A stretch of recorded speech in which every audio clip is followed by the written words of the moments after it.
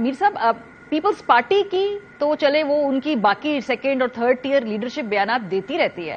जरदारी साहब ने कुछ अरसे पहले एक बयान दिया, उसमें उन्होंने कहा जी कि इलेक्शन कमीशन तय करेगा और ये खलकाबंदियां हो जाएं। बिलावल ने थोड़ा उसको चैलेंज किया, लोगों ने कहा गुड कॉप बैड कॉप है। वो जो थोड़ी सी एक हलचल क्रिएट करके बड़ी मानी खेज खामोशी है, यानी लेवल प्लेइंग फील्ड के मामलात हैं, बहुत सारे और इश्यूज हैं। फिर ये जो बाजवा साहब वाली डील के ऊपर पीपल्स पार्टी की हवाले से कोई मौकफ नहीं है। ये जो मानी खेज खामोशी है, ये क्यों है आपकी नजर में?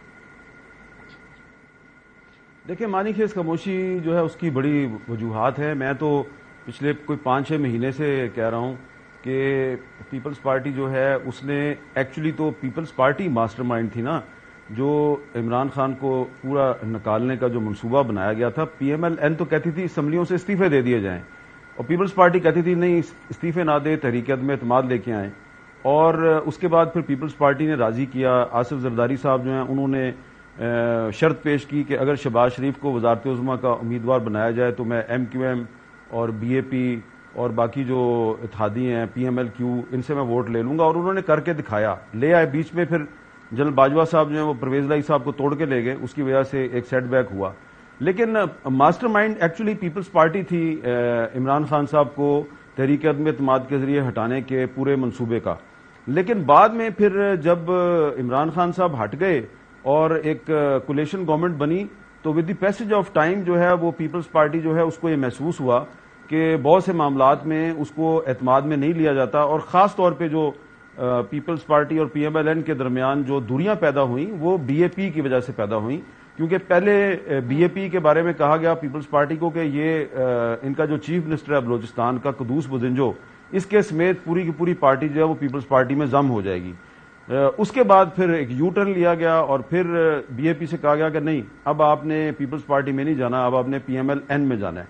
और उसमें जो अनवारुल्लाह काकड़ साहब हैं वो पीपल्स पार्टी की बजाय मुस्लिम लीग नून की लीडरशिप के साथ उन्होंने मेल मुलाकात शुरू कर दिया। यहां से एक फटा शुरू हुआ।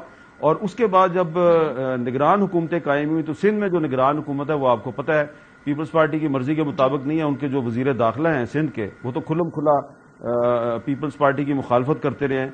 और अब जो 2-3 दिन पहले जो सिंध में एक वाकया हुआ है स्करंड में, वहां पे जिस तरीके से देहातियों को मार के कहा गया दहशतगर्द मार दिए गए, और बाद में फिर वो बेचारे मासूम देहाती निकले और उनके कत्ल का मुकदमा भी दर्ज हो गया है। तो इस सूरत हाल में पीपल्स पार्टी जिसका वोट बैंक जो है वो सिंध में ज्यादा है, वो कैसे जो है वो एस्टेब्लिशमेंट के साथ खड़ी हो सकती है।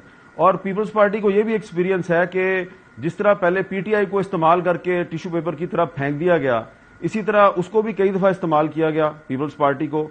आपको याद है कि एक तहरीक-ए-अदम एतमाद जो है वो मुस्लिम लीग नून के चीफ मिनिस्टर के खिलाफ बलोचिस्तान में लाई गई थी और इस्तेमाल करके फेंक दिया गया पीपल्स पार्टी को। अब वही कुछ मुस्लिम लीग नून के साथ होना है। अब बस देखते जाएं, ये मुस्लिम लीग नून वाले जो हैं ये अच्छी बात है, सब कुछ मामला अल्लाह पे छोड़ रहे हैं, लेकिन इनके साथ जो होना है तो फिर ये बाद में रोया करेंगे एक दिन के ओहो ये क्या हो गया। ये तो पाकिस्तान की सियासत का अलमिया है ना। मैंने तो ओपनिंग में ये कहा कि भाई जितना बड़ा दिल अगर आप उनके लिए करते हैं जो आइन शिकन है, तो फिर आप अपने सियासी मुखालिफिन के लिए भी उतना बड़ा दिल पैदा करें ना।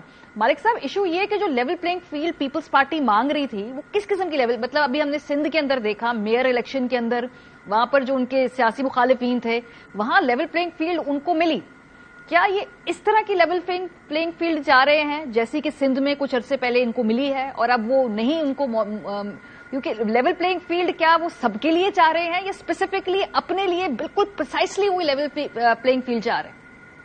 देखिए, 2-3 उनके रीजंस हैं। एक, जब आपको याद है कि कराची की उन्होंने नया डिस्ट्रिक्ट भी बनाया, सब कुछ किया, पूरी काव आउट किया, कराची को रिकाव किया, तो उसका ख्याल था कि उसमें उनकी सीट्स भी आएंगी। उनको ये पता लगा, और जैसे भी दोस्त मिलने वाले बता ही देते हैं कि 5 सीटें जो वो अपने खाते में रख के बैठे हुए थे PTI के कोटे में से, कि वो उनमें से 5 सीटें एक्स्ट्रा MQM को दिलाई जाएंगी। एक वो वहां से काफी ज्यादा हार्ड बर्निंग शुरू हुई।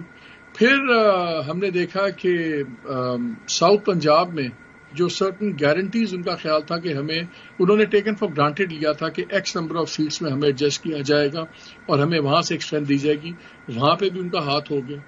और I don't know how to say it on air, but very carefully I'll say it, कि میں نے یہ 21 اگست کو خبر بریک کی تھی کہ کراچی میں سندھ میں ایک پورا ڈریگ نیٹ میں لایا جائے گا پیپلز پارٹی کو، اور بہت سے گزرا ہوں گے. پھر چاولہ آگے، پھر ہم نے دیکھا یہ سلیم بناری وغیرہ سارے جو personal secretary former Sindh chief minister کے، وہ بھی سارے ان کے اور ان کا خاندان سارا بیچ میں آ گیا.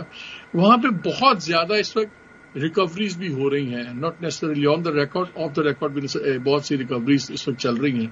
سو یہ کافی چیزیں ہیں جس میں پیسہ بھی انوالوڈ ہے، کچھ بروکن پرومسز انوالوڈ ہیں، کچھ بروکن امیدیں انوالوڈ ہیں. اور میرا خیال ہے کہ ایک وقت آیا تھا کہ تھوڑا سا پیپلز پارٹی اپنے ویٹ سے زیادہ پنچ کرنا شروع کر دیا تھا، جس کو کہتے ہیں نا پنچنگ ابو دی ویٹ.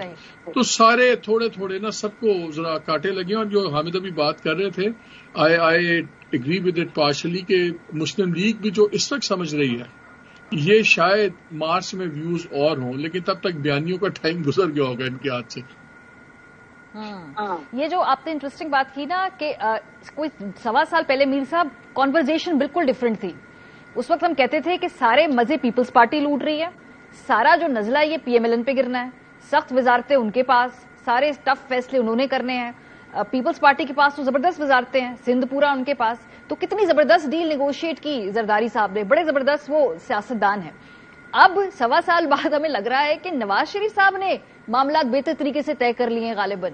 آپ کی کیا اسیسمنٹ ہے پورے 18 مہینے پلس یہ جو 4-6 مہینے اوپر ہوئے ہیں؟ دیکھیں، اس میں زرداری صاحب جو ہیں انہوں نے کوشش تو کی تھی کہ ایک اچھی ڈیل مل جائے، اور جب تک باجوہ صاحب آرمی چیف تھے تو وہ پہلے اس ڈیل میں رخنہ اندازی ڈالنے کی کوشش کرتے رہے. کیونکہ آپ کو شاید یاد ہی ہوگا کہ جب تحریک عدم اعتماد پیش کر دی گئی تھی مارچ میں، تو اس کے بعد تقریباً 2 ہفتے تک باجوہ صاحب نے کوشش کی کہ یہ تحریک عدم اعتماد کسی طریقے سے واپس ہو جائے.